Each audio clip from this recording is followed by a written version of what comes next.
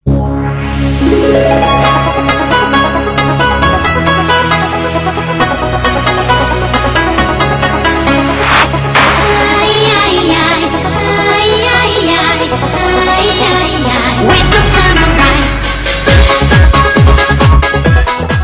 panahon ngayon, mahirap nang humanap ng trabaho, lalo na mga hindi nakapagtapos ng pag-aaral.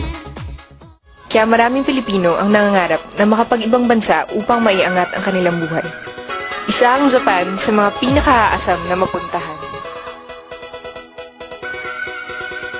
10 taon na si Popsy umaasa sa overseas entertainment industry para matugunan ang pang-araw-araw na gastusan niya at ng kanyang pamilya. Bagamat di siya nakapagtapos, nakakuha pa rin siya ng trabaho sa Japan dahil sa kanyang angking talento sa pagsasayaw at sa galing niyang makitungo sa ibang tao. Nag-work na ako sa kanila before. Yung promoter namin, natuwa sa akin. Gusto niya akong i-tour. Kasi ni Sir Kobayashi, kumbaga sa movies, siya yung nagbigay sa akin ng big breaks sa Japan. So, anong nangyari noon? Pinakuha niya akong ARB. Pupunta ka sa test, tapos kakanta ka doon. It so happened, and luckily, nakapasa ako doon. 1 take lang ako. Nasa Pilipinas ka, sa dokumento, singer ka. Although, talagang gagawin mo yun. Pero pagdating sa Japan, waiter ako. Waiter, tas nag-show. Tas nagko-choreograph din ako.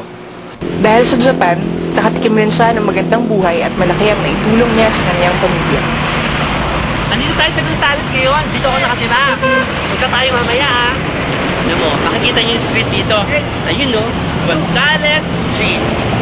Yan. Tara, tuloy kayo sa dati naming bahay. Dito ako lumaki. Dito rin po ang iba't ibang klase kong dreams. Ito siya. Ito siya. Yan ang dati naming bahay. Dito sa Gonzales Street yan. Diba? Hindi siya masyadong maganda. Pero, okay lang. Diba? Mamaya malalaman nyo kung paano nag-transform ang ganyang klaseng bahay sa magandang bahay. Ngayon nakita nyo na kung saan ako nanggaling. Ngayon, sa susunod na pagkakataon, hala, hindi ka na, tayo Cavite. Mas maganda doon. Tara na! Nakapagod ng traffic, no? Eto na. Ano yung bahay namin? Galing tayo sa malayong tour eh. Sa Pandakan, from Pandakan, eto na tayo sa Cavite. Ito yung sinasabi sa yung pangalawang bahay namin. Katuparan ng medyo, katuparan ng isa sa mga jeans ko. Kita nyo naman, eto na siya. Okay, pasok tayo. Ngunit noong 2005, ipinataw ng Japan ang bago nitong batas na naghihigpit sa pagpapapasok nila ng mga overseas performing artists. We were only given special accommodations before. There is an agreement between the Philippines and Japan that so long as you pass the test, which we call Artist Record Book, you are qualified to work in Japan as an entertainer. This was recently cancelled. Ngayon ay kailangan muna ng pagpapatunay na nakapagtrabaho na sila ng 2 taon bilang mananayaw o mga awit sa mga lehitimong clubs dito sa Pilipinas. The Japanese law regarding foreign entertainers remain the same, which is they must be professional entertainers with at least 2 years professional experience in the country of origin.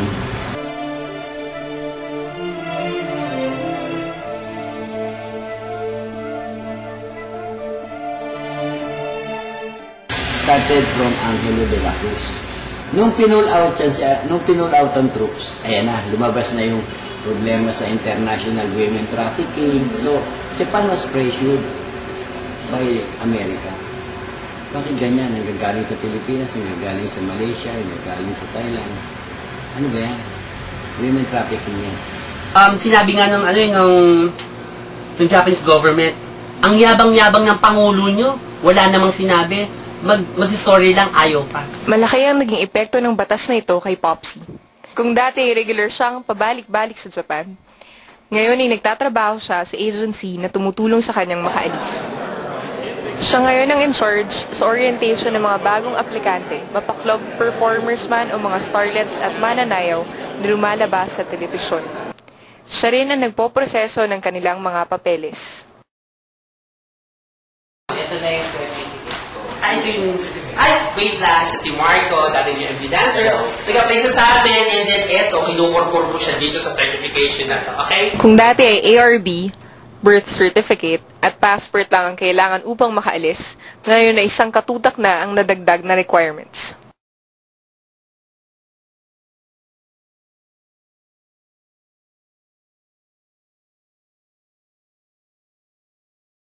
Sobrang laki dahil maraming umaasa sa amin na family. Ang effect nun, maraming dreams ang hindi matupad.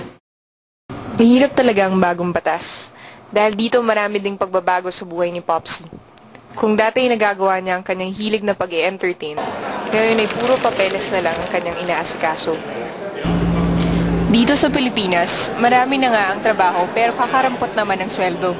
Wala pa sa kinikita niya dati sa Japan, kung saan nakakagimik-gimik pa siya kapag day off niya. At kung dati sa magandang apartment tumutuloy si Popsy pagtapos ng trabaho niya sa Japan, ngayon ay nagtitiis na lamang siya sa maliit na sulok sa isang silid sa agency kung saan siya ay nagsistay in simula Lunes hanggang Biyernes. Ngayon ginagawa ko sa bahay, ako yun sa telepono, si nanay sa kuryente, basta yung nahati-hati ko, sabi ko, nay, ngayon lang yan, pasensya na, gusto ko man tumulong, hindi kaya eh.